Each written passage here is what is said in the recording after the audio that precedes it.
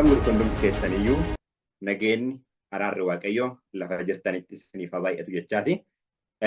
Marii kutaa tokkoffaa waa'ee waaqummaa fi bu'uura waldaa Adventistii guyyaa torbaffaa isa hundeessitootaa jechuudha. Hundeessitoonni dhugaa hundeessaniitiin jedhan. Bu'uurri amantii isaan irratti hundaa'an maal ture? Akkasumas immoo dhugaan waa'ee waaqummaa bu'uura isaa wajjin wal fakkaatee maalidha kan jedhu kutaa tokkoffaa kanaan duratti sanbata darbe ilaalleera. Har'allee caaffata raajii wajjin wal qabsiifnee macaafni qulqulluun maal jedha kan jedhuu fi kitaabni raajii immoo akka waldaatti ispeesifikaalii ergaan guyyaa har'aa moor diiteelii kan irratti xiyyeeffatu ergaa filatamaa voolumii tokkoffaa isaa jechuudha. Fuula 204 qabee amma 208tti kan jiru ilaalleetiin jenna jechuudha. Achiin dura waa'ee faaruu dhageenyeetiif guddaa waaqayyoon galateeffanna. Faaruun kun erga ba'ee baay'ee tureera. Garuu ammallee ergaa baay'ee ariifachiisaa ta'e of keessaa qaba. Waaqannu dhugaa kana bu'uura amantii keenyaa isa dhiigaan argame gad hin dhiifnudha. Nutis akkasuma jenna bu'uura dhugaa waldaa harka waaqaatu hundeesse. Kanaaf bu'uuricha gad hin dhiifnu. Aarsaan dhugaa wajjin wal qabatee kafalamu jaalalaan kafalama. Tole amma kadhata godhannee kallattiidhaan gara sagantaa keenyatti seennaa. Yoo isinii mijate namoonni biraas akka sagantaa kana hordoftaniif isin affeeraa. Waa'ee mana qulqullummaa immoo itti aansinee kadhuun nu ta'a. Sababni isaa waldaan keessaan waldaan Adventistii madaalliin isheen ittiin mijanamtu yookaan laallamtu dhugaa mana qulqullummaatii jedha. Caaffanni raajii. Kanaaf sanitti dhufnaa mee waaqayyo akka nu gargaaruuf ergamoota ofii nu ergee karaa hafuura isaa arraba keenyaaf yaada keenya gara samiitti akka hidhuuf dubbii barraa'e hafuuruma ittiin barraa'een akka hubannuuf kadhata goone suuta jennee yeroo keenya daqiiqaa muraasa yeroo qayyabannaa fudhanne. Waaqayyo hunduma keenya wajjin haa ta'u. Nu asiin jilbiiffannaa haala isinii mijateen isinillee fuula waaqayyootti akka dhiyaattaniif isin affeerra.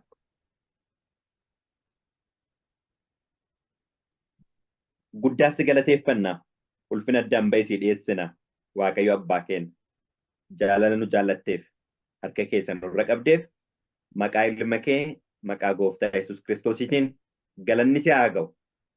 Ammallee dhufneerra ijoolleen kee dhugaadha si baruu barbaanna. Waa'ee kee dubbachuun waa lama of keessaa qaba. Yook nama dogongorsuu yook immoo jireenyaaf nama waamuu. Dhugaan macaafa qulqulluu akkas jedha. Nama tokko ka dogongorsi ta'e mannaa dhagaan baaburaan morma keetti hidhamee qileetti qabaddee ho'ee jedha. Baduuf badii jalaallee namoota oolchuuf si wajjin wal baruu barbaanna. Dhugaadha. Akkam bannetti isuma kana dura nu barsiifte caalaa ammallee jaalalaan gara keetti akka jennuuf nu gargaari. Sammuu keenya, onnee keenya dhugaa keetiif akka banamuuf bursaa isa dhugaa dubbii keetiitiin laphee keenya jabaate buruuksi. Dhugaa kee wajjin walii galaa nu gargaari. Afaan yeroo keenya irratti ati moo'i. Maqaa tokkicha ilma keessatti biyya lafaa jaalatteen si kadhanna yaa Abbaa. Ameen. Tole. Guddaa waaqayyoon galateeffannaa kunuunsa jaalalaa nu godheef. Waa'ee hundeeffamaa yeroo laallu macaafni qulqulluun maal jedhaa? Hundee bartootaaf raajotaa irratti ijaaramneerraa. Dhagaan golee qajeelchu immoo eenyudha jedhaa? Kiristoos Yesuusidha jedha macaafni qulqulluun. Kanaaf hundee qaba jechuudha wanti hundinuu. Duuka buutonni Kiristoosiin irratti hundeeffaman. Mee macaafa qulqulluu dhaqnee eddichan isinii dubbisee achiin booddee waldaan keenyas kan hundee hin qabnetu ka'e miti. Waldaan hundee hin qabne kaatee gidduutti hundee godhatte miti. Hundee irraa kaate qabdi. Dhaabbata irraa ka'ee hundeensaa ka'e qaba jechuudha. Efesoon boqonnaa 2:20 irraa maal jedha macaafni qulqulluun akkas jedha. Isin hundee ergamootaa fi raajotaa irratti ijaaramtaniitu. Kiristoos immoo ofii isaatii dhagaa golee qajeelchudha. Okay, amma wal harkaa fuudhiinsatu jira jechuudha. Jidduu kanatti waan biraa namni itti dabalame, namni biraa waan biraa itti dabale hin abaarama jechuudha. Wal harkaa fuudhiinsatu jira. Wal harkaa fuudhiinsi dhugaa kana Edenii jalqabe. Edenii jalqabee kufaatii namaa booddee dhugaan jiru akka jiruun karaa Kiristoosii yeroo kennameetiin jedhu seexanni karaa maaqse. Inni sarara keessaa bahee dhugaan sarara ofii qabatee itti fufe. Ammallee ka daandii irraa maqu ufumaa qabatee ba'a dhugaan daandii ofii qabatee itti fufe. Haga Kiristoos dhufee qaamaan dhalatee lafa kanarratti argamu. Dhugaan daandii ofii qabatee itti fufe. Ammallee bare duuka buutotaallee warroota geggeessotaan dhugaan daandii irraa maquu jalqabe. Haftuun ammallee dhugaa iddootti eddee darbite. Barri jaarraa dukkanaan darbe. Barri jaarraa dukkanaan ture. Geggeessitoonni illee haa ta'uti warroonni beekaman daandii irraa maqsan dhugaan garuu karaa ofii qabatee dhufe. Ammallee dhufee bara 1844 bira ga'e. Waaqayyo yooma warri dhugaa irratti kan baay'atanis dhugaa ofii hundee qabsiisee fide. Kanaaf hundeen dhugaa kanaa eenyudha? Kiristoos Yesuusidha yoo ta'u, Kiristoos Yesuus immoo irratti kan ijaarame ofii Kiristoos hundeessee kan deeme duuka buutota jechuudha. Qixa kanaan yeroo hundumaa uf laaluun dhaabbata keessa waldaa keessa jiru ilaaluun baay'ee barbaachisaadha. Kanaaf hundee bartootaaf raajota irratti maal taataniittu ijaaramtaniitu. Kiristoos ofii isaatii kan maal godhudha jenneera. Kan golee qajeelchu. Eshi hundee duuka buutota irratti yoo ijaaramne duuka buutonni immoo maal irratti ijaaraman? Duuka buutonni immoo maal irratti ijaaraman? Tokkoffaa Qorontos boqonnaa 3 lakkoofsa 10 irraa gad dubbisa. Akkas jedha 10 irraa. 3:10 irraa. Akka ayyaana Waaqayyo biraa anaaf kennameetti akka nama mana ijaaruu beekuutti hundee manni irratti ijaaramu kaa'eera jedha. Hundee manni irratti ijaaramu maal godheera? Kaa'eera jedha Phaawulos yeroo dubbatu. Baay'ee gaarii. Namni kan biraa immoo isa irratti ijaaru. Adduma addaan attamitti akka ijaaru akeekkatu jedha. Of eeggannaa gochuu qaba akka itti ijaaru. Sababni isaa dhumarratti maaliidhaan gargar ba'a waan ta'eef? Ibiddaan gargar ba'a waan ta'eef. Kanaaf madaalliin ijaarsa manaa hundeen akkuma dhaabbatetti ta'ee abbaan waan barbaade irra ijaaruu danda'a. Amma maaliidhaan hundee irratti ijaaruu qabna? Ka'umsuma hundeen keessanii itti fufuu qabna moo waan biraa fuune hundeen warqiidhaan yoo ijaarame warqii maal itti fufuu qabu? Dhagaadhaan ijaarame taanaan immoo dhagaadhumaan itti fufuu qabu. Gidduutti waan biraa itti galchitee jennaan ibiddaan laallama. Hundichi dhagaa jiraataadhaan kan inni ijaarame. Dhagaa jiraataa qofatu ammallee dhaqee dhagaa jiraataatti maxxana jechuudha. Kanaaf hundeen bartootaa sarara Kiristoos dhaabirra eeggatee deeme haftuun dhuftee yeroo waldaa keenya biraan baane jechuudha. Waldaan keenyas akka dhaabbataatti kan isheen dhaabbatte hundee kanarratti dhugaa dhagaa jiraataatiin. Jidduutti dhufee namni biraa muka biraa itti naquu yoo barbaade, mukaan dhaabuu yoo barbaade, galabaadhaan dhaabuu yoo barbaade, waan biraati yoo barbaade ibiddi itti gadhiifama karakterii isaa adda ba'a jechuudha. Kanaaf amma kuni dhugaan macaafa qulqulluu kun mutu ibiddatti qabatudha. Maal jedha macaafni qulqulluun? Dubbiin Waaqayyoo billaa gara lamaan qaramedha jedha. Billaa gara lamaan qaramedha jedha. Karaa biraatiin hoo Waaqayyoon kenna ibidda qabguluudha jedha. Kanaaf amma hundee kanarratti akkamitti ijaarraa abbaa ijaarratutu laallata jechuudha. Baay'ee gaariidha.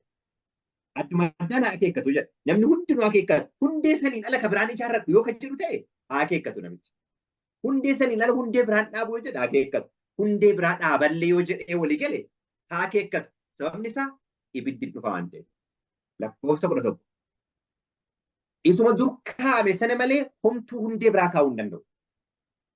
Amma abbaan fedhe waan barbaade kaa'uu danda'a. Hundee dur kaa'ame sana malee garuu eenyullee hundee biraa maal gochuu hin danda'u? Kaa'uu hin danda'u. Hundeen dur kaa'ame sunis Yesuus Kiristoos.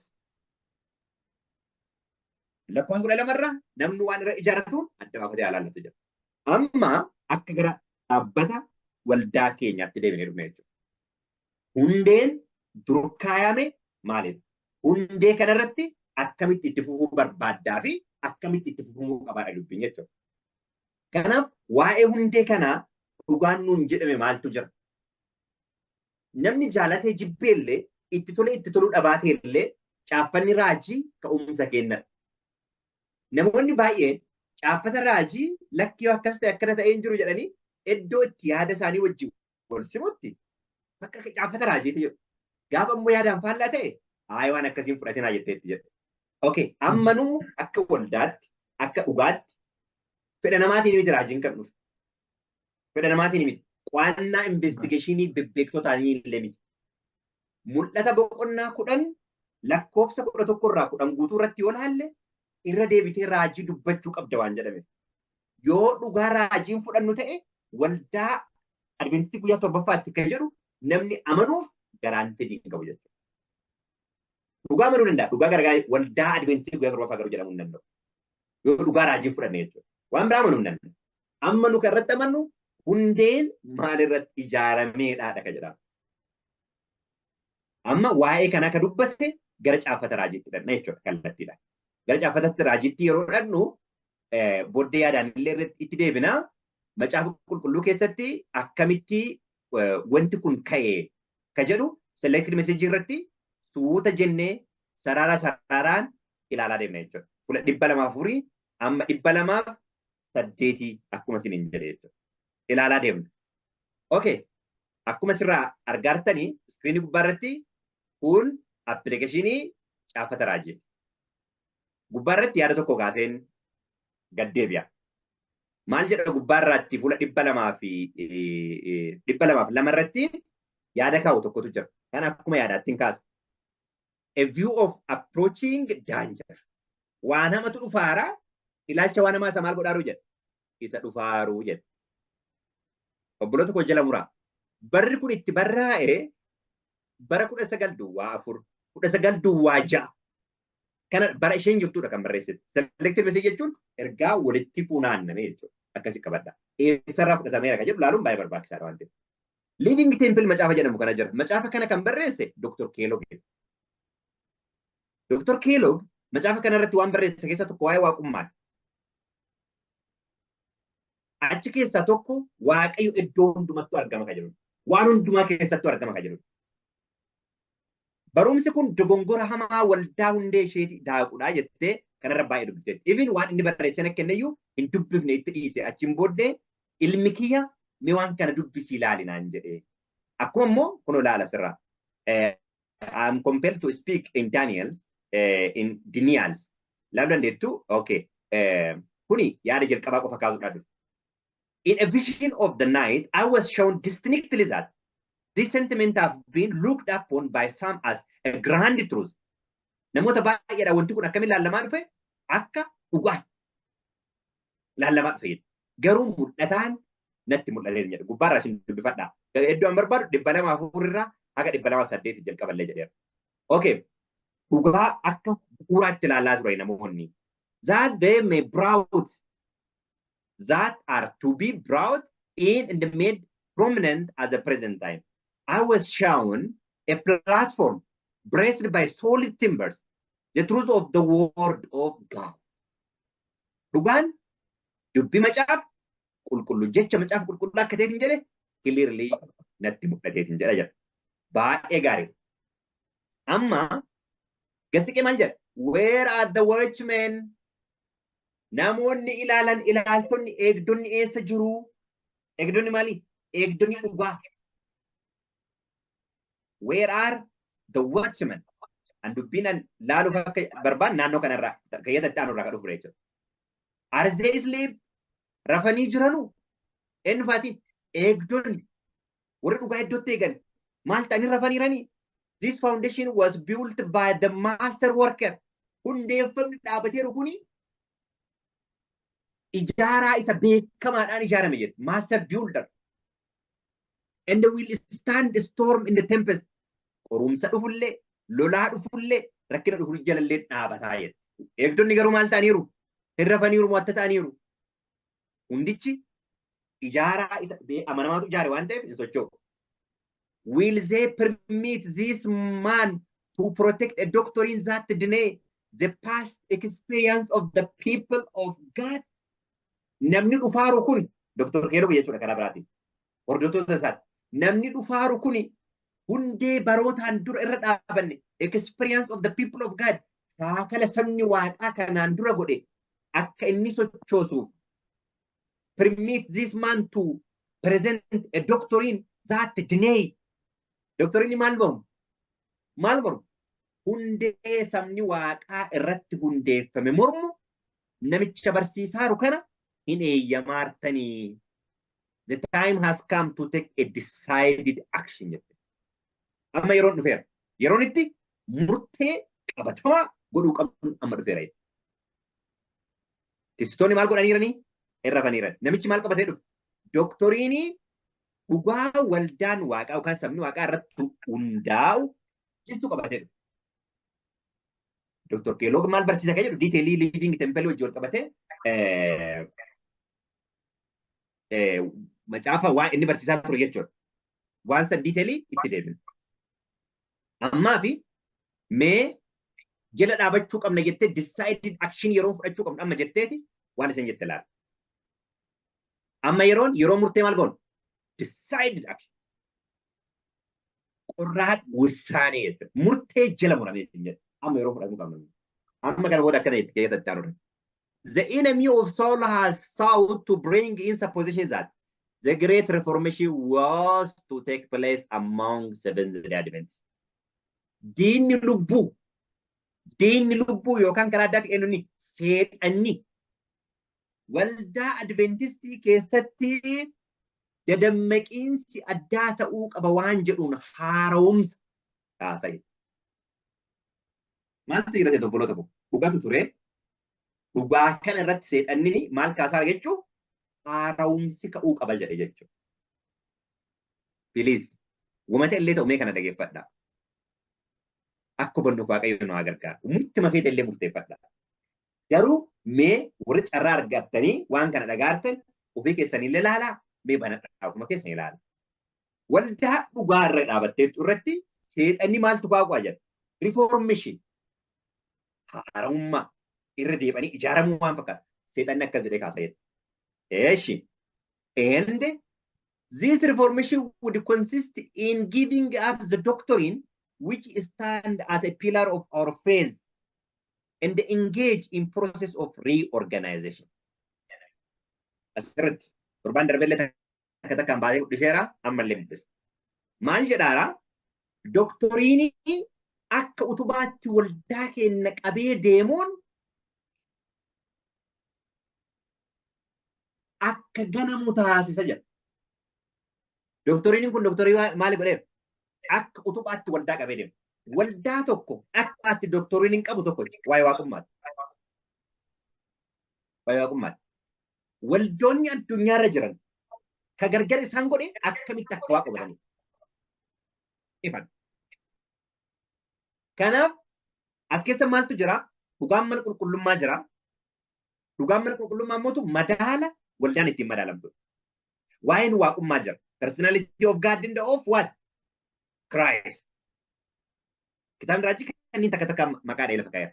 Garuu an wanti guddaa an barbaade doktoriinii akka utubaatti waldaa kanaaf ka'u akka diskardiitii ta'u taa'e. Doktoriiniin waldaa kanaaf utubate yeroo san maal ture? Yoo kun 19 duwwaa jaatti barraa'e akka inni 19 duwwaa jaatti barraa'e barreeffama as keessa kana fudhaati sirchi baarii irra kaa'aati sirchi baarii kan irra kaa'aati bara inni itti barraa'e eessarraa akka inni fudhatame isin ibsa. 19 duwwaa 6, 19 duwwaa 4, 19 duwwaa 3 illee ergama kana irra deddeebitee barreessite. So doktoriiniin akka utubaatti waldaa kanaaf godhamu hin ganamu. Giving up jechuun hin ganamu. Eeshi. Okay.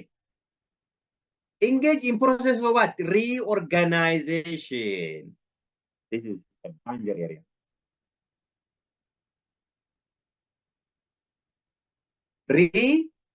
Reorganization. Irra deemanii maal gochuu? Of hundeessu. Eega hundee jiru diiganii, eega piilaariin diigame, hundee biraatu maal ta'e jechuudha? Dhaabate. Kanaaf process of reorganization wanti jedhame. Eeshi. Where this reformation to take place, what to the result? Wantummaan jiru hundi ifaan ifa udu barraa'u baatee nama ajaa'iba ture. Clearly barraa'e waan ta'eef garuu baay'ee nama hin dingu. Maal jedha? where this reformation to take place, what to the result? Maal tuta?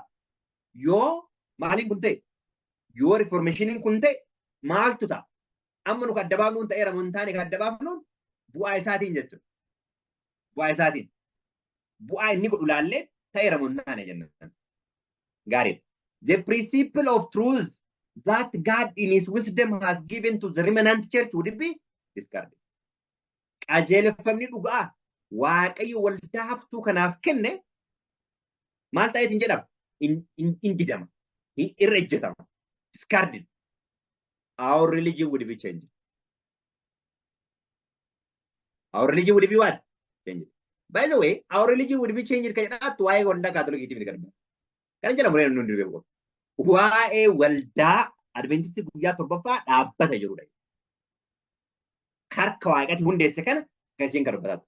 Ammas keessatti wanti hubachuu qabdan kan jedhaaru hundeeffama waldaa Adventistii ammaa oduu hin taane kan bara 1872 fi 1889 karaa addaatiin kan hundeessitudha jechuudha. The phase of pioneers kan dubbataaf. Akkasitti akka hubattaniif. Okay. The fundamental principle that have sustained the work for last 50 years. Waggaa meeqaaf jedhaa? Waggaa 50 darbanii. 50 years would be accounted as a Ifa dabalataatii yoo jedhu barbaadan ta'e, ifti dabalataa hundee irratti hundee'an hin mormu. Christ of the Ecclesian irratti formulaan ifa dabalataa ifa jalqaba jiru ifaa akka ifa godhaa deema jechuudha. Kun ammoo maal godheef hin jedhu? Waggaa 50 darbanii. Sagal duwwaa jaarraa gara booddeetti waggaa 50 dhisaa. Waggaa 50 dhisaa. Hundeen yeroo saniif waggaa 50 kanaaf pirinsipilii jedhaara kana keessaa iyyuu. Kanaaf pirinsipiliin 1872 fi 1889 maal ture jedhee gaafatee adda baafatee beeku qaba namni. Maaf jijjiirame bu'uurri amantii Adventistii? Maaf jijjiirame? Keessaanuu waan biraati miti. Waa'een waaqummaa amma akka ittiin nama sobuu barbaadani. Haay ture 25 ture, 27 ture, amma 28 yoo barbaade 40 haa ta'u. Isaa miti guutuun. Waa'een waaqummaa jijjiirame taanaan amantiin jijjiirameera. Amantiin jijjiirameera. Hundeessitoonni amantii Adventistii guyyaa torbaffaa uduudhaa jiratanii waldaa Adventistii hadhaan seenan. Anaa miti jecha kana jedhu. Riisarcherii Adventist Research and Institute keessa kan jirutu jedhu. Jerimuun nama Jerimuun jedhamu.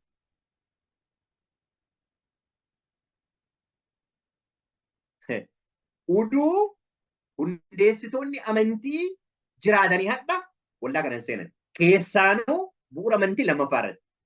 Yookaan duuka buutotatu hundeessitootatu hin hubanne. Yookiin immoo waldatu dhugaa ganee jedhe. Because pointiin dhibbaan dhibbatti kanatti gadhiisama. Kanaaf our religion would be changed. Mee amma hordofaa waan amma jedhaaru ani ibsa qofiyyaa fi itti dabalaa ramu.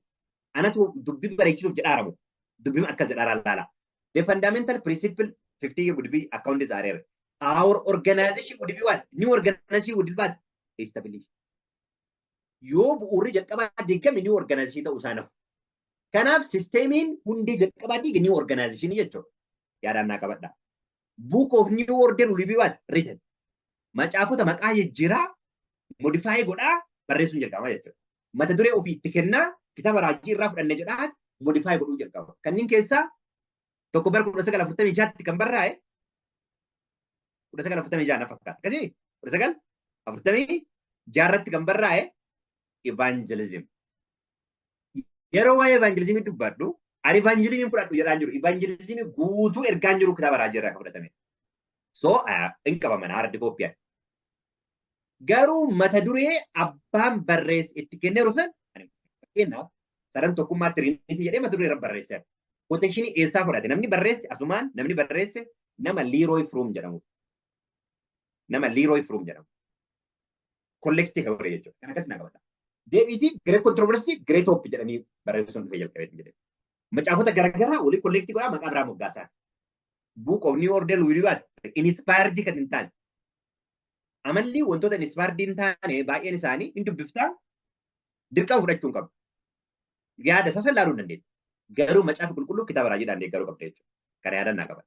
The Book of New Order with a system of intellectual philosophy would be introduced. philosophy rather than it is written philosophy introduced tayo. Philosophy inni jennu kuni akkami yoo hinnetu qajeela. Waan sammuu yoo maal jennu falaasama. Thank you. Falaasama. Intellectual philosophy. Falaasamni garagara introduced ta'a. Dura Bible qof. Dura it is written qof. Bible qof. Amma maaltu itti makama jechuudha. Falaasamatu itti makama jechuudha. Hai, kuwan kana ta'uuf, suwwan san ta'uuf atummaan akkas ta'e. Kabarraayitu irra qajeelaa. Kabarraay. It is written in hafee falaasamni itti makama jechuudha. Kuwan kitaabni irraa jedhaa waan isin ajaa'ibneef. Would be introduced. The founder of this system would go into the cities and do a wonderful work. Manneen barumsaa, hospitaalota, mana kadhaa, gargaarsa dhaabbata garagaraa. Maal godhu jechuudha? Irra deddeebi'anii ijaa. That is wonderful. Namoota baay'ee gara dhugaatti waamu. Okay. Amma dubbiin jabduun waa'ee waaqummaa wajjin wal qabsiifnee sila irraa dubbataa jirru tana jechuudha. Kanaaf of eegaa jirru. Maal godhuu jedha. Gara magaalaatti hin deemu they do wonderful work, but there is some danger area. The Sabbath, of course, would be lightly regarded. Why Sambata? Lightly regarded. As also God who created it. Waaqa Sambata kennelle. Pointing kunniin lamaan pointii Kiristoos ittiin ajjeefame lachuu. Pointing Kiristoos ittiin ajjeefameef pointii kana. Waa'ee dhimma Sambataatii fi waa'ee eenyummaa waaqummaa. Ani ilma waaqaati waan jedhe waaqatti of qixxeessee. Ijoolleen waaqaallee bara dhumaa keessa akka isaan ari'aman kan isaan ajjeefamani pointoota kanneen lamaan irratti. Tokko dhimma Sambataati, inni guddaan immoo dhimma waaqa Sambata kennee. Wangeela Yohaannis boqonnaa 16 lakkoofsa 3 irraa dubbisuu dandeenya. Maal jedhaa? Manneen sagadaa keessaa sin baasu sin ajjeesu. Yeroo kana godhan waan waaqayyoof hojjetataniif fakkaata. Wanti kana godhaniif anas abbaa koos waan hin beekneef. Okay, Kiristoos waaqa beeku akkamitti akkuma abbaa beeku, akkuma abbaan na beeku, ani foononni koo maal goona jedha. Wal beekna jedha. Wangeela Yohaannis boqonnaa 15 boqonnaa 10 lakkoofsa 15 14 15 irraa jedha. So, namoonni kunniin yoo new movement kun dhufe waa'ee Sambataa lightly regarded godhu. Exactly adhallee magaalaa keessatti illee eessatti illee kataaru jechuudha. Waa'ee Sambataa, lixa Sambataa irraa amma geggeessaa Sambataa akkana godhuu qabda gaafa jedhamte generally ati maalidha? Akiraariidha. Akiraarii jechuun warra keessaa baatota jedhama. Warra keessaa ba'e jechuudha. Jechi biraa maaltu jira? Akiraariin ni jennu kun. Makka. Yaa. Anyway, keessaa ba'uudha jechuudha. Okay, waa lama jechuudha. Waaqa Sambata kennee fi Sambatallee irruma keessa fudhata. Waa'ee waaqummaa yoo ati dubbatte icciitaas hin jedhu. Waa'ee Sambataa ammoo jalatti akkana eeggamuu qabaa. Sambanni aduu lixee irraa aduu lixaa ta'uu qabaa. Bakka akkasii. Waa'ee ganamaallee hojjetaa namni.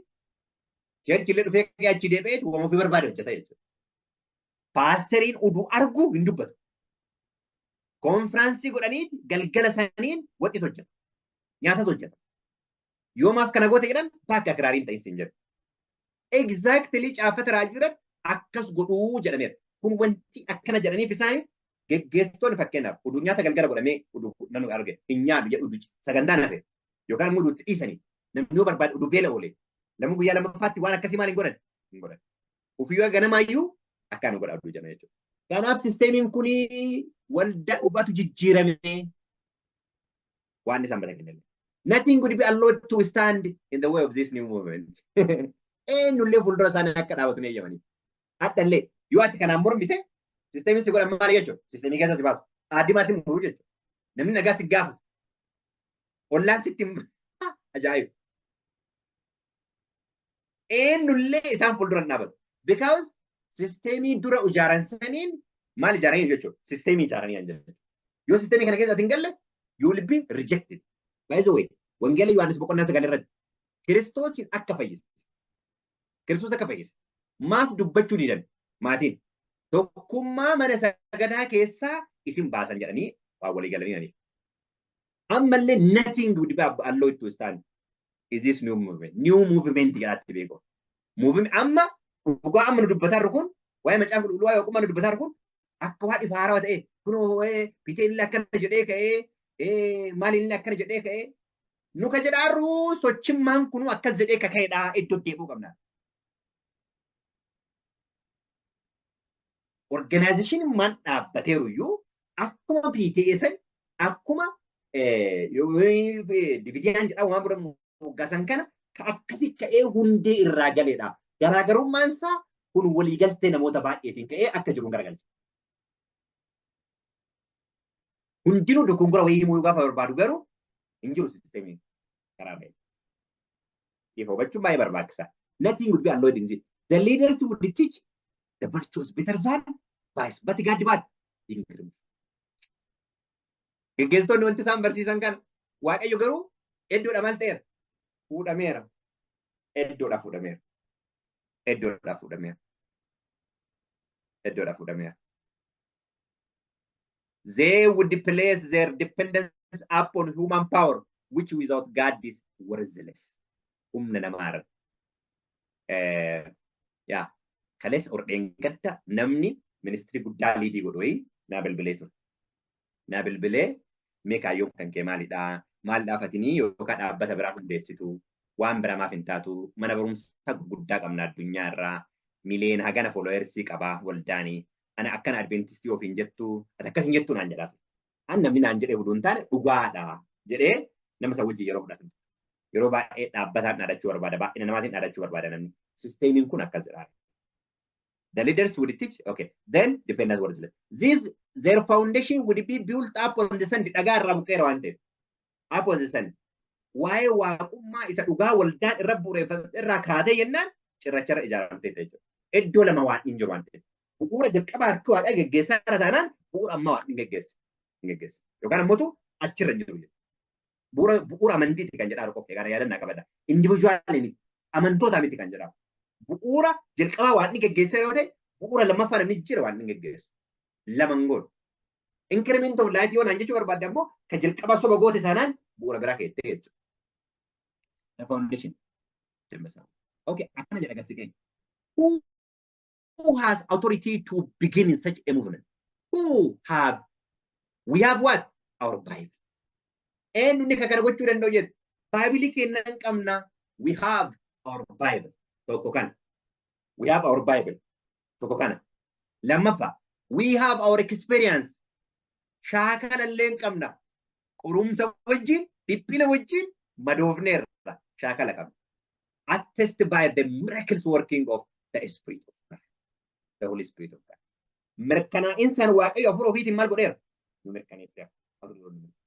Baayibilii kennan qabna, shaakalan qabna, waaqayyo immoo dhugaa afur ofiitiin dhugaa kana maal godheera? Nuuf mirkaneesseera. We have the truth that admit of no compromise. Dhugaa ajaa'ibadha waan ishee jetta asirratti. Dhugaa waan tokkocha mariidhaaf dhiyeessuu hin dandeenye qabna. Waan tokko dhugaa mariidhaaf dhiyeessuu hin dandeenye. Compromise tokko gochuu hin dandeenye. Shall we not repudiate everything that is not in harmony with this truth? Dhugaa kana wajjin waan waliin galle kamiinuu wanti iddoo kennan. Compromising tokko goonu hin jiru. Nullee kana wajjin dhaabanna jechuudha. Dhugaa kanarraa wanti hundee kanarraa goruu yoo jiraate Baabilii kennan qabna. Shaakala dhugaan kaleessa jiru hin jira. Waaqayyo afur ofiitiin mirkaneesseera. Ammallee dhugaa kana maal jedhaniin dargaggoonni sadiin mooticha. Carraa meera deebaa takkatti jedhan. Yeroo baay'ee namoonni akka jedhan. Mee abbootii akka yeroo tokkotti yoo jedhan. Kana deebi'uu si deebisuun hin barbaachisu jedhan. Dhimma kanarratti deebii kennuu illee hin barbaachisu. Keeyyata 205 keeyyata lammaffaa. I hesitate in the delayed about sending out of that which the Spirit of the Lord impelled me to write. Afurri waaqayyo na geggeessaa ture na dhiibaa ture akka kana barreessuuf hangaruu maal ta'e hin ture waan kana uduun dubbate harkifadhee. I did not want to be compelled to present the misleading influence of these sophistries. Dhiibbaa wanti kun uumaa presentii gochuurra dubattee beekin jedhe yookaan ammoo suuta jedheetin jedhe. But in the providence of God geggeessa harka waaqaatiin the error have been coming in must be met. Errorichi dongorichi maal ta'uu qaba? Jala dhaabachuu qaba. The errors that have been coming in must be met. Amma jala dhaabachuu qabna. Dongorichi dhufaar maal gochuu qabna? Jala dhaabachuu qabna. Then mul'ata kana argiti. Mul'ata kana. Kanatti asee kan jiru the Asperg meet mul'ata kun. Isin maal goonan?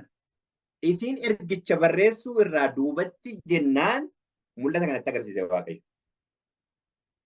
Asperg meet jechuun tagaafate. Namoota mata duree kana fudhatanii yeroo baay'ee barsiisan nagaa jiru. Meet ka jedhu dubbii baay'ee namatti tolu.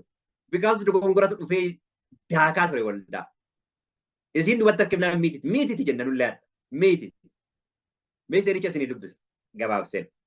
Shortly before I sent out the testimonies regarding the effort of the enemy to undermine the foundation of our faith, hundeeffama amantii keenyaa akka tuffatamu godhamuuf yeroo sochiin ka'eetiin jedhu dhuga ba'umsa waan kana godhaaruuf yeroo ergeetiin jedhu the faith through dissemination of seductive theories.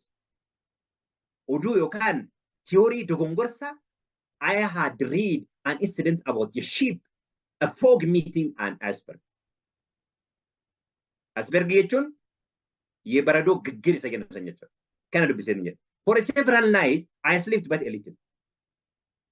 Halkanoota hedduu xiqqoo si rafeera garuu xiqqoo qofa rafaa ture. I seemed to be bowed down as a cart beneath a sheaves. One night, a scene was clearly presented before me. Kan tokko clearly wanti fuula kiyya dhufe. A vessel was upon the waters. Meeshaalee maalirra ture? Galaanarra ture. And heavy fog.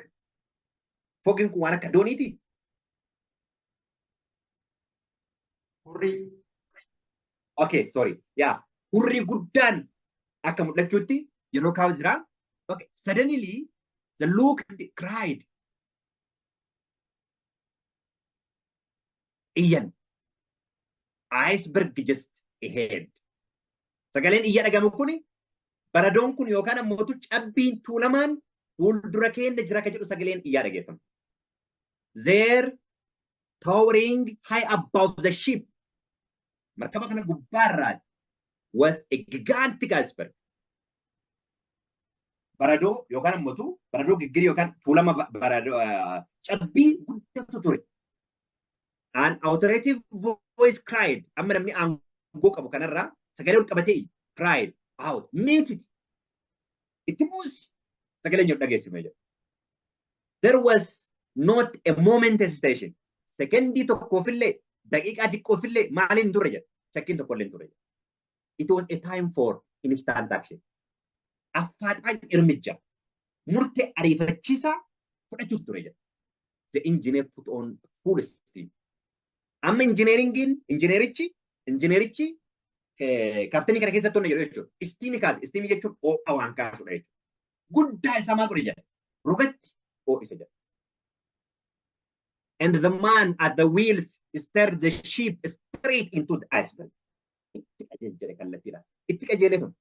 With a crash, she struck the ice. Hin caccabse. There was a fearful shock. Waan baay'ee guddaa nama gaddisiisutti. And the iceberg broke into many pieces. Chimboda, chabichi malte, in chabi. There was a fearful pieces failing with a noise like a thunder to the day.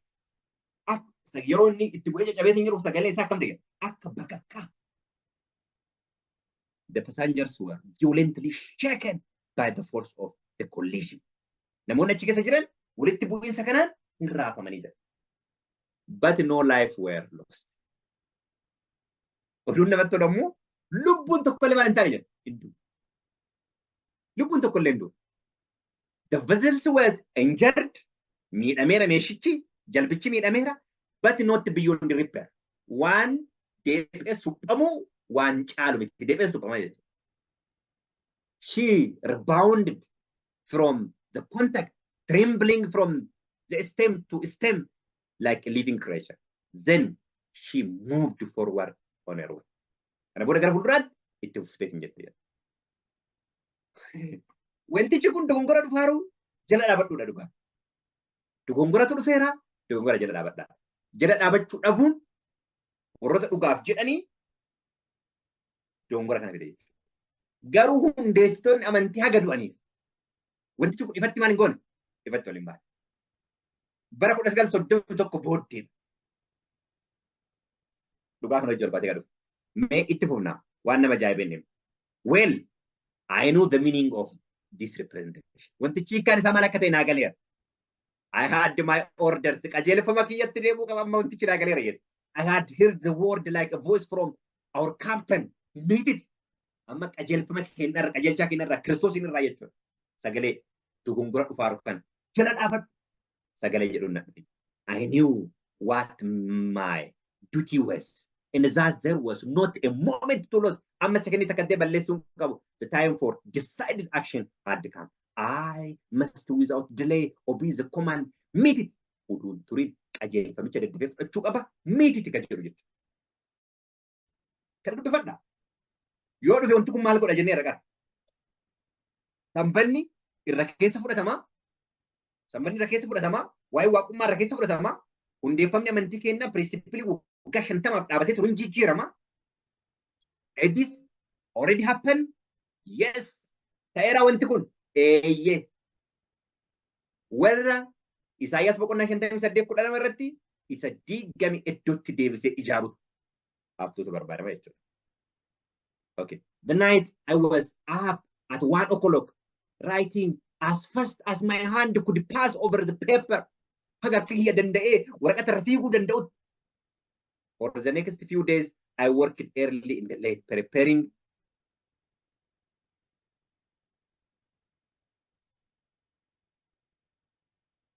I worked early in the late. Sorry. Okay. Preparing for our people the instruction given me regarding the error that were coming in among us. I have been hoping that there would be a slow reformation and that the principle for which we fought in the early days and which were brought out in the power of the Holy Spirit would be met. The firm foundation of our faith. Sakana eta get edu bifne achi bodi gara tumrat fin. Asirratti wanti san nama jaabee dhifne akkamitti dogongorichi akka dhufe dogongorichi yoo dhufe immoo maal qabatee akka dhufe lafa. Kana namoonni waan garaagaraatii wal bira qabsiisuu yaala. Hunduu kallattii ofitti harkisuu barbaada.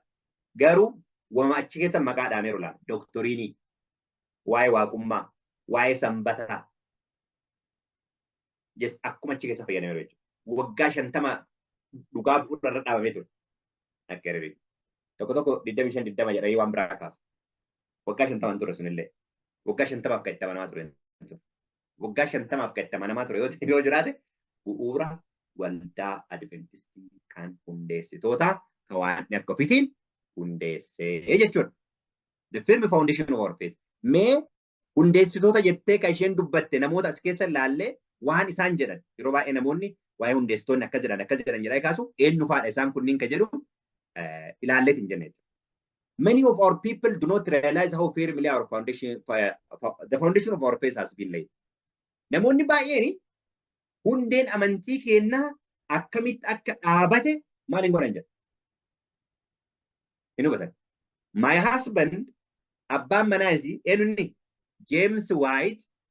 Kanaaf James White waa'ee waaqummaa irra maal jedhee dubbate. Underline itti dhufa booda. Elder Joseph Bates maal jedhe? You can search it. Eeshi, Father Prince, older brother among pioneers are there. That's recently referred to Father Prince. Father Prince was Stephen Percy, who served in ministerial and administrative work in early days. Father Andrew was Edward Andrew Maljede. The father G.N. Andrew compiler. Elder Harriman Edison. Harriman Edison mo malje. And other who were a Nobel true were among those who, after the passing of 1844, searched for the truth as hidden treasure. Maal jedhatti? Namoota addaa akka ta'an, namoota dhugaa akka warqeetti qoraa turan. Eenyu fa'a? Abbaa manaa. Barsiisaa teoloojii barsiisu. Wayii wajjin marii godhaa ture. Namoonni teoloojii baratan paastaroonni beekuu danda'u. Marii yoo goonu waa wayii jedhee postii godhe maqaadhaan waan hin barbaanneef. Wanti inni jedhee postii godhe Ellen G. White sadan tokkummaatiin cuuphamtee naan jedhe. Dhugaa kan keetii jedheen. Eeyyee naan jedhe. Sababni isaa meetodistii waan taateef achi cuuphamte dhugaadha. Eshi yoo cuuphamanii dhugaadha waaquma manitti cuuphamanii nii naan jedheen. Eeyyee naan jedhe. So Ellen G. White maatiin isii lammaffaa deemanii cuuphaman. Lammaffaa deemanii cuuphaman. Kana yaadannaa qabadha. Ragaa namoota barbaadaniif clearly isinii ergaa ammaaf kanuma qofa waan laalaa jiru jechuudha. Isii fi nama 11 wajjin James White tutu. James White abbaan manaa ishee immoo haga du'uuf sadan tokkummaan fudhatu. Namoota waa'ee sadan tokkummaa reject godhanii barreessan keessaa tokko abbaa manaa ishee. Abbaa manaa ishee immoo nama akkamii akka inni ta'e isheen nu gabaateetti. Iddoon tokko waa'ee kanarra ati dogongora jettee abbaa manaa ishee malu hin jiru. Gaafa isa wajjin mari'adhee kana jedhuuni haay abbaa manaa isaa ishee wajjin wal dhabuu diddaaf akkasii cadhiftee achi ganni du'ee kana dubbatti naan jedhe. Barsiisaa theology. Which is completely wrong. Kana ittumallee yaaduun hin barbaachisu jechuudha. Kanaaf dhugaadhaa sobni sobaadha jechuudha. Kana yaadannaa qabadha. Waan kana hundumaa waan keessa deemaa jirtu. Sababni isaa kanniin wal qabamee yeroo baay'ee namoonni yaada kaasaara waan ta'eef ifa laallamu waan qabuuf jechuudha. Okay. Baay'ee gaarii. Ibsan. Nobel and the true were among those who, after passing of 1844, okay, searching the truth. Often, we remained together until late at night. Sometimes throughout the entire night, praying for light in the studying of the word. Okay, tan ko furbise gara umaati. Kana yadan naga pada. Tan ko furbise cimbode gara umaati. Agal kawadakka yeroo tokko amma gabarii ganama laalaa ture. Dhugaan haala kanaan murta dhaabate ijoollee obboloota. Thus a light was given that helped us to understand the scripture in regard to whom? Christ, his mission, and his price too. Kanaaf dubbichi dubbii maali jechuudha? Waa'ee Kiristoosii, waa'ee tajaajila isaa, lubummaa isaa. A line of truth extending from that time to the time when we shall enter the city of God was made plain to me. Yeroo sanii jalqabe. Amma magaalaa Yerusaalemitti galutti dhugaan jiru ifa ta'ee nan mul'ate. Ifa ta'ee natti mul'ate. Haga eessatti ka gallu jedhaa obboloota koo. Haga magaalaa Yerusaalemitti galutti. Malee jidduun bara ganatti adeemsa kanaatiin jijjiiraman. Kutaa tokkoffaa yoo laaltan eessarraa geessaatti maaltu akka jijjiirame eessaa geessaa maal akka ture iskiriin rabbaasaa isin mul'isee ture. Kanaaf dhugaan yeroo ijoollummaa ishee irraa nuuf kenname amma kaanii anitti nu geggeessaa akka jedhudha. Maaltu akka turellee asirraa argineerra. Asirratti ijoon wanti itti dabaltoo jiraate dabaltee gara xumuraatti eebbisu. Tole. Waaqayyoon karaa addaa gaarii goonee galateeffannaa nama dhaggeeffatee fi waan salphaatti callisaniidhuma waa'ee isaa haasaan darban yookiin dhaggeeffatanii yookiin dubbatanii darban waan uudhanii jedhanidha. Uudhanii namni dhuguma dhugaan barbaada jedhu namni fayyina barbaadu uudhayyuu qabu malee waan akkasumatti bira darbu miti. Kanaafuu yeroo baay'ee wanti baay'een ragaan baay'een jedhama. Maanni dhaaba haaraa hundeessuu hin dandeenyu. Dhugaadha hin dandeenyu. Dhuguma hin dandeenyu. Garuu eenyu amma maalirratti hundaa'amee jedhamuu qaba. Dhaabuma haaraa hundeessuu jechuun maal jechuudha? Maqaadhaanii maqaa ta'e tokko moggaafatanii waldaa keessaa ba'anii dhaqanii qofaatti waaqeffachuu yookiin immoo akka dirjitii wayii dhaabbachuu jechuun miti. Inni guddaan maali bu'uurri jalqaba dhugaan waldaaf kenname maal ta'uudha? Jijjiiramuu qabudha walumaa gala. Jijjiiramuu qabudha. Kanaaf ani waan ani itti dabalu waan kan biraan qabu waan haaraa hin qabu. Walumaa gala maalidhaa? Bu'uura jalqabaa sanatti deebi'uu qabna. Bu'uura jalqabaa sanatti deebi'uu qabna. Seenaan amma dubbatamaa ture hundisaa waa'ee waldaa Adventistii qofa fudhatu kan biraan jiru. Kanaaf amma dhaaba haaraa keessa utuu teenyu dhaaba haaraa hundeessu isa dhibaadhaan waa dubbachuu kana booda yeroo irra dhibneen dubbannu namni haa dhaga'u namni dhaga'u haa dhaga'u irra dhibneen dubbannu.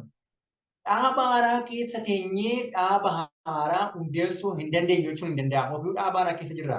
Isa reformeeshinii yookiin haara'umsa seexanni fidee waldaa keessa galche sana keessa utuu jirru maal jechuun qabnu dhaaba haaraa keessa hin dandeenyu jechuun hin danda'amu.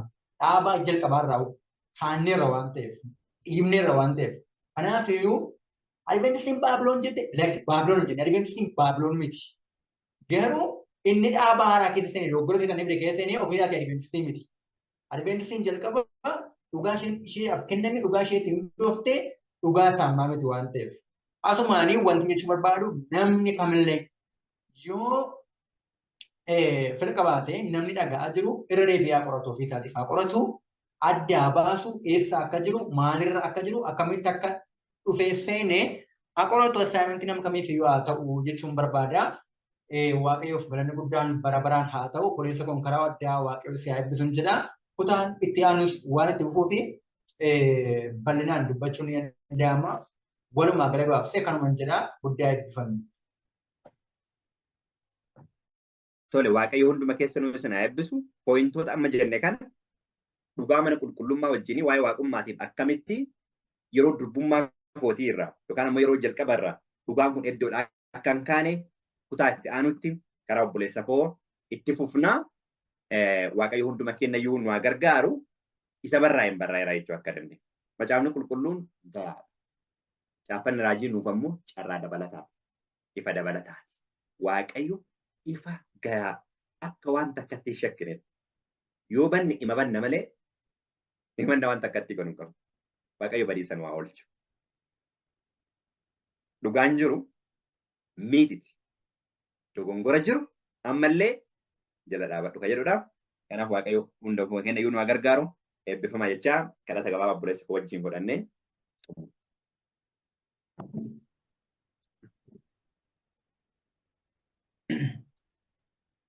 Jaarsa barootaa isa taate abbaa keenya waaqarra isa jiraattu galata addaatiin fuula keetti dhiyaanne yeroo kana. Eessaa kaanee eessa akka jiru nutti himtee dur hundee dhugaa isa jalqabaa al tokkicha qulqullootaaf kennite qulqulluu kwarras akka barannuuf nuuf eeyyamteettaa fedha kee waan ta'eef si galateeffannaa dhuguma fayyina keenyaaf si biraa wanti nutti irra ta'e hin jiru. Maqaa gooftaa Yesuus Kiristoos ilma keetiin galanni guddaan siif haa ta'u. Amma immoo adaraan siin jedha garaan keenya jabaatee dubbii kee tuffannee dubbii keetiin soba jennee yookiin illee dogoggora hubannee akka hin banneef nullee obboloota keenyallee maqaa Yesuus Kiristoosiin hafuura keetiin nu gaggeessuun nu qajeelchuun jaalala kee haa ta'u. Waan baruu qabnu akka barru waan hin barbaachifne ammallee keessa inneefuma akka hin rakkanneef waan hubachuu qabnu qofa nu hubachiisi yeroo ammaatti nu qabaachisteef maqaan kee guddaa ulfaatu. Yeroon keenyaaf immoo dheeratus gabaabbatus ulfina kee qofaaf nuuf haa dhumatu maqaa Yesuus ilma keef jedhi yaa abbaa qulqulluu ameen.